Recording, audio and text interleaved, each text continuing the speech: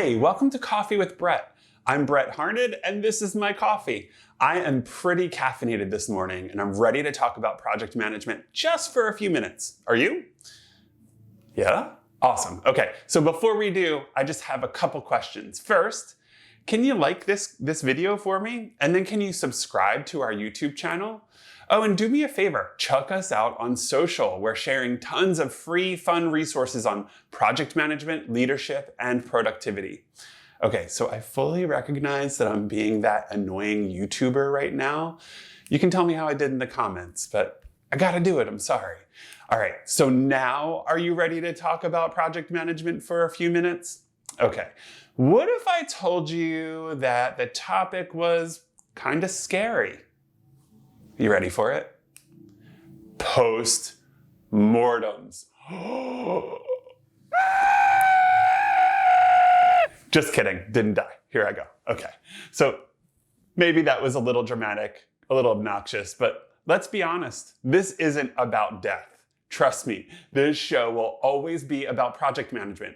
And yes, I'm trying to make that content exciting and fun, but not that brand of exciting or fun.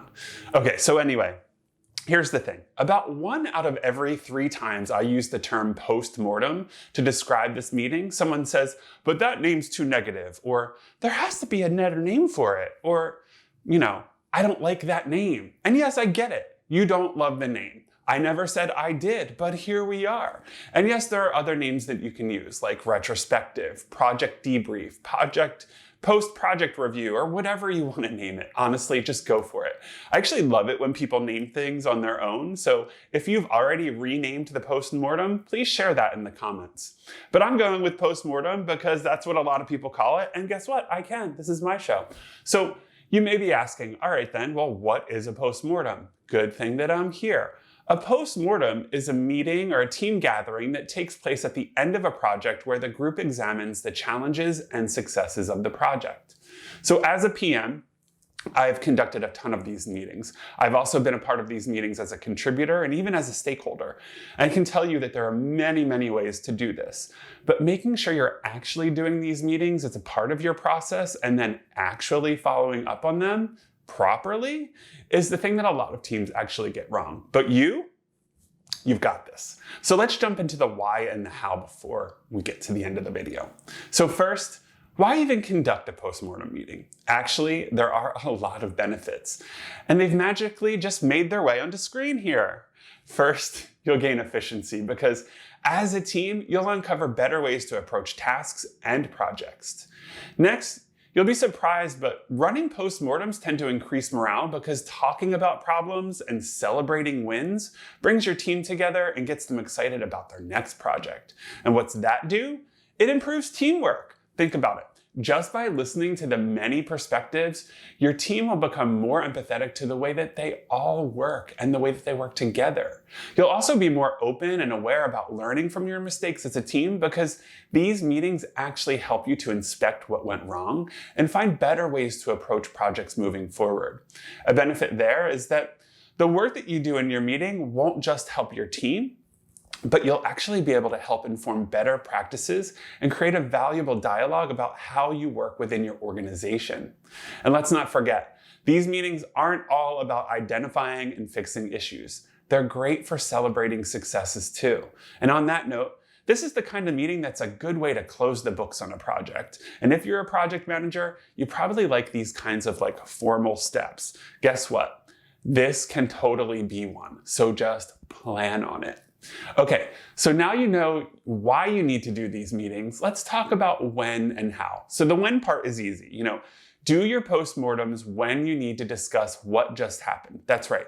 You don't have to wait until the end of a project to review what just happened. In fact, I think it's a great practice to work post-mortems into your overall process of your project. So I know that the definition of post-mortem said that it was at the end, but we're going against the grain here. So Here's an example.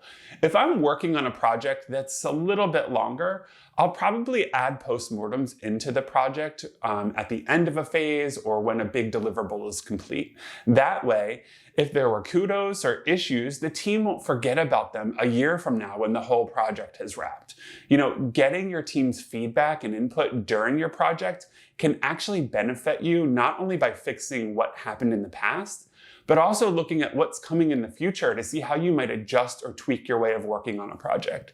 So don't feel like you have to wait until the project is over just to do this. All right, so let's talk about how you do the meeting. So there are actually quite a few ways to run a postmortem, and really, you want to come up with a format or process that works for your team. Just remember, the goal of any postmortem is to discuss what worked well, what didn't work well, and commit to making the appropriate adjustments moving forward. So in my experience, I've tried surveys, I've tried longer meetings, moderated discussions, and a whole lot more. They all work in varying degrees depending on the people that are involved. Seriously, people affect everything in project management. That said, let me share my preferred approach. So I actually split the meeting into 2 sessions. The first session is a brain dump of sorts. I'd get the whole team, everyone who's been a part of the project, and maybe even stakeholders if the relationship is solid. And I'd do a quick 15-minute session to get all of our thoughts out, but not actually discuss them. So I'd stand at the front of a whiteboard or start a shared doc online and just go around the group and ask them to add ideas to 2 columns. And those would be what worked and what didn't work. Every person has a chance to just say his or her thing or add them to a board quickly and move on with their day. There might be duplicates or similar content or comments, and that's actually welcomed. That's going to tell you where the big wins and the big issues are. And hey, notice how I said wins there? That's because postmortems are also about celebrating the things that you did well. So don't just focus on the bad stuff here. That's actually just a downer. And really, being a downer is never helpful, but just talking about bad stuff isn't helpful all the time. So after that quick session, I'd get everything documented and pull out the main themes and issues to dig into a follow-up session. That follow-up session could be anywhere between 60 and 90 minutes long, and I recommend you structure that meeting tightly with an agenda and maybe even with slides. I tend to create 1 slide per topic or talking point. So what you'll do in that meeting is go through those major themes and discuss why something went well or why something went wrong, and then try to drive at how you can either formalize or incorporate more of that behavior into your process, or how you can combat against it in the future. You're essentially driving at action items in the postmortem meeting. When you bring up a topic, just read it and then ask a question to get the discussion started. But also keep it headed in the right direction. I might say something like, okay, the first issue is that we didn't catch a major bug in our QA testing. How can we avoid doing this in the future? And then get into it with the team, making sure everyone has the space and the time to participate. Okay, so just saying that reminds me of meetings I've been in and how quickly conversation can devolve into something chaotic and negative, or how some folks can just be ignored. Remember, it's your job to keep the meeting on track and focused on the outcome of being better as a team. So maybe you'd like to put some rules in place and mention them at the top of your meeting. That's what I do. On screen are just some sample rules I've included in my postmortems. First, keep it light. That's an easy rule, but really, sometimes you need to remind folks that this is a learning session and could be fun. Kick it off by discussing the positives and celebrating your successes. Next, be constructive, not destructive. State the issue and focus on the solution. Identify where the process works and where it breaks down, and that'll get you where you need to be as a team. And honestly, it'll make your meeting so worth it. Then, don't get personal. This isn't about placing blame or finger pointing. In fact, I've literally said no finger pointing in these meetings. You're there to discuss challenges and resolve issues, so don't get personal. If a problem was about a person, that probably should have been discussed with that person's supervisor long before this meeting and not in the meeting. Next is to be respectful of one another's point of view. Remember, everyone has equal footing in this meeting. That means no one should dominate the conversation. So be sure to give every team member a chance to share their perspective or even to respond to comments. Next, take notes. This one's really important. It's not important to capture every single detail as much as the issue, the solution, the action items, and who owns each line item. If you're getting these things from your meeting, you've already been successful. If you're getting new ideas, hey, even better for you. But get it all in the notes so that you can actually act on those things after the meeting. Because if you don't, you may as well not have had that meeting in the first place. Last is actually not a meeting rule as much as a post-meeting mandate. And it's to take action on what was discussed in the meeting. So you should create action items and plans, check in on next steps, and commit as a team to being better or even better. So when I worked in an agency as the head of project management, I was actually the person who oversaw all post-mortems. The reason I took that on was because I saw that my project managers were too busy in all of their projects to effectively impact change based on what was kind of discussed in post-mortem meetings. So as a manager, it was my job to follow up on action items and report on bigger findings and even process changes to the rest of the company so that they were basically aware and on board with what was going to be enacted.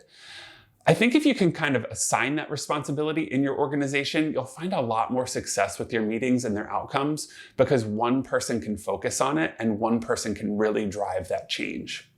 Hey, guess what? That's all I have for this topic right now. If you're interested in learning more, check out the Project Postmortem meeting and report template on the TeamGantt blog. And of course, give TeamGantt a try. It's going to help you to plan and manage projects with ease and grace. And I think that's probably all you want as a project leader. All right, thanks again, folks. Enjoy the rest of your day and good luck with your next postmortem meeting or whatever you call it. Cheers.